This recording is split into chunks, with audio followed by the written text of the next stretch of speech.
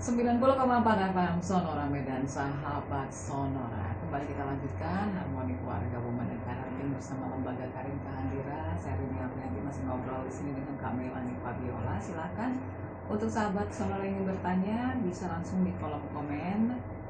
Oke, tadi kalau sesi sebelumnya kita sudah tahu alternatif pembalut saat menstruasi ya kami. Terus kita juga sudah tahu yang sedang hype-nya saat ini adalah menstrual cup. Itu dia daya tampungnya berapa banyak sih kamu? Nah, itu salah satu kelebihan menstrual cup. Daya tampungnya itu lebih besar daripada yang jenis pembalut lainnya. Itu bisa sampai kira-kira 1 ons cairan ya. Tunggu kami, saya jarang ke dapur. Coba dulu 1 ons itu seperti apa? 1 ons itu kira-kira 100 ml ya. Kira-kira seperti itu. Jadi daya tampungnya itu jauh lebih besar daripada pembalut biasa. Kemudian yang perlu diperhatikan oleh semua perempuan sebelum menggunakan menstrual cup ya, itu harus menstrual cup ini ada beberapa ukuran Mbak Rin. Mulai dari yang kecil, yang sedang sampai yang besar. Dan ada banyak merek. Ada yang berbahan latex, ada yang berbahan silikon. Nah, jadi harus paham ya. Pertama soal ukuran dulu nih. Ya. Pada perempuan yang belum aktif secara seksual, ya, belum pernah melahirkan dan tubuhnya juga kecil, itu memang disarankan menggunakan yang ukuran S atau yang kecil. Sedangkan bagi perempuan yang sudah pernah melahirkan, ya, itu dan berusia di atas 30 tahun, sudah aktif secara seksual, itu dianjurkan menggunakan yang ukuran lebih besar. Ya, nah jadi tapi pada perempuan yang pernah melahirkan namun secara sesar ya, itu tetap boleh menggunakan yang ukuran kecil, yang S, karena kan anaknya dilahirkan dari dinding perut ya, bukan melalui jalan lahir. Nah, jadi tidak mempengaruhi ukuran mulut rahimnya. Jadi itu masih dianjurkan menggunakan yang ukuran kecil atau yang S. Nah, sekarang masalahnya adalah banyak perempuan yang ragu menggunakan menstrual cup karena merasa masih gadis ya, belum aktif secara seksual. Nah, ini memang walaupun beberapa dokter mengatakan menggunakan menstrual cup ini aman bagi perempuan yang masih perawan, tapi betul-betul harus paham cara pemakaiannya gitu. Karena ada selaput darah yang elastis, ada selaput darah yang kaku, ya kan? Kemudian kembali juga kepada pandangan perempuan itu sendiri tentang keperawanan itu apa, kan seperti itu ya.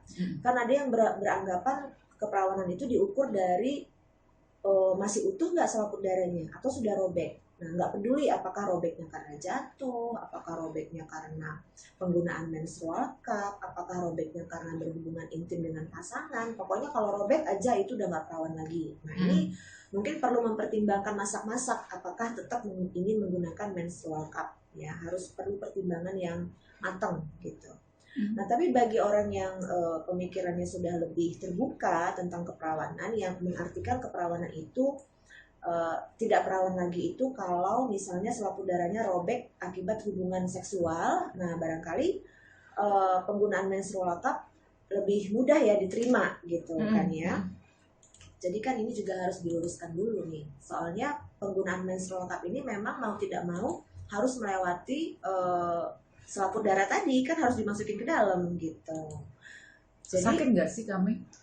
Kalau yang pertama pasti tidak nyaman dong ya, pasti tidak nyaman. Makanya menggunakan menstrual cup ini dianjurkan dalam keadaan rileks. Jadi tidak boleh takut, tidak boleh tegang ya. Karena ketika kita takut dan tegang, selaput darahnya akan semakin kaku. Jadi akan semakin mudah untuk robek pada saat memasukkan menstrual cup tadi. Ini sih sebenarnya ya yang kalau misalnya remaja-remaja putri lihat iklan menstrual cup yang sangat menggoda gitu ya di media sosial, kemudian apalagi yang mengiklankannya itu artis, selebritis idolanya gitu ya, takutnya nanti tidak tahu ada resiko ini, beli langsung pakai gitu kan, akhirnya kan jadi penyesalan gitu kan begitu. Nah, kemudian yang perlu diperhatikan lagi adalah bahan. Nah, jadi kalau kita punya alergi lateks, ya, maka dianjurkan memilih bahan yang silikon. Nah, ini bisa ditanyakan sih di apotek ya, mana yang bahan silikon yang hipoalergik dengan yang bahan lateks itu ya. Kalau kita tidak punya permasalahan dengan bahan lateks ya aman-aman aja, mau pakai yang silikon boleh, mau pakai yang lateks boleh, seperti itu ya. Nah, kemudian juga sebelum membeli harus memperhatikan, harus tahu betul, mempelajari betul cara pemakaiannya. Jadi sebelum dibeli tuh harus banyak juga cari tahu informasi bagaimana cara pemakaiannya ya. Jadi pemakaian menstrual cup itu harus dilipat dulu tuh ujungnya sampai kecil, baru dimasukkan ke dalam dengan jari. Jadi dan seperti yang saya bilang di awal tadi, penting sekali untuk menjaga kebersihan tangan. Jadi dia kan bentuknya seperti cup ya Kak Mei. Iya. Kami mungkin punya gambarnya, mungkin bisa ke sahabat Sonora yang live di Facebook. Gambarnya tadi saya ada ambil. Itu kan seperti bentuk nih. cup ya. Kelihatan nggak? Oke. Jadi kan bentuknya seperti cup ya. Seperti lonceng. Seperti lonceng. Tapi begitu pemakaiannya berarti kan loncengnya menghadap ke atas ya. Yang bukaannya tuh menutupi mulut rahim. Nah, menutupi mulut rahim. Seperti topi gitu. Oke, terus itu kan dilipat-lipat sampai lurus. Terus nanti dia ngebuka sendiri di dalam. Iya. Dia dilipat itu hanya ketika melewati mulut vagina aja. Setelah di dalam kan dia terbuka. Karena di dalam kan sudah lapang ya. Jadi kan pintunya aja yang sempit, kan mulutnya aja yang sempit. Nah, melewati mulut tadi, terutama bagi yang masih perawan yang tadi saya sebutin. Nah, itu kan harus sangat berhati-hati kalau tidak ini selaput darahnya robek. Oke, saya kok jadi ini ya? Agak ngilu gitu ya? Agak ngilu.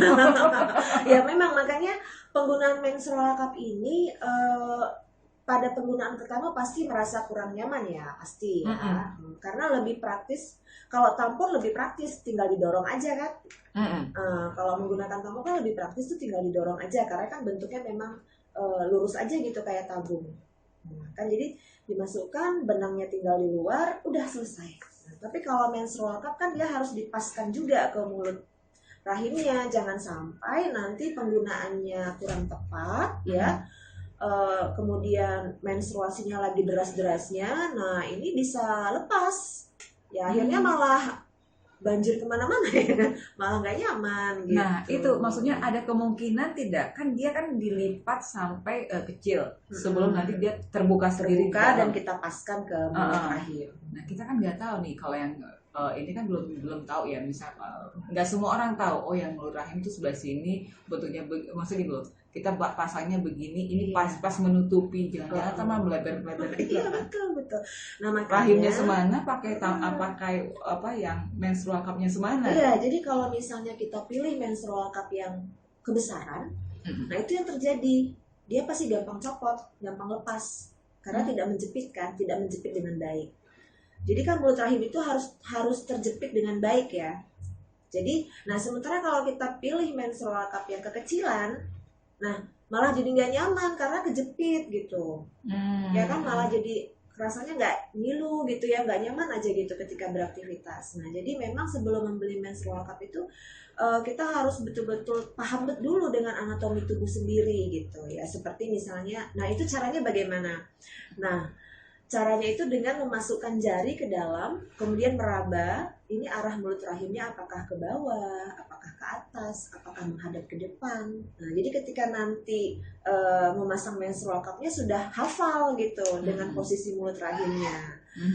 Juga sambil memperhatikan apakah termasuk besar ini, apakah kecil, nah seperti itu. Jadi memang makanya bagi yang masih perawan ini perlu dipertimbangkan baik-baik ya, apakah yakin dengan penggunaan menstrual cup ini kalau seandainya selaput darahnya robek tidak merasa kehilangan keperawanan. Karena akan ada orang merasa kalau robek aja mau jatuh kayak mau apa kayak berarti nggak perawan lagi dong kan gitu ya. Tapi kan ada juga orang yang berpikir lah lihat robeknya dulu kenapa kan gitu ya. Kalau robeknya karena jatuh, kalau robeknya karena pemasangan menstrual cup ya kan kita belum pernah berhubungan intim dengan siapa juga gitu. Berarti masih perawan dong. Nah ini kembali kepada sudut pandang orang tentang perawanan itu sendiri, Mbak Rin. Oke. Masih ada satu sesi lagi, sahabat Sonora jangan kemana-mana, kita masih bahas mengenai menstrual cup, apa aja yang perlu diperhatikan saat menggunakan menstrual cup.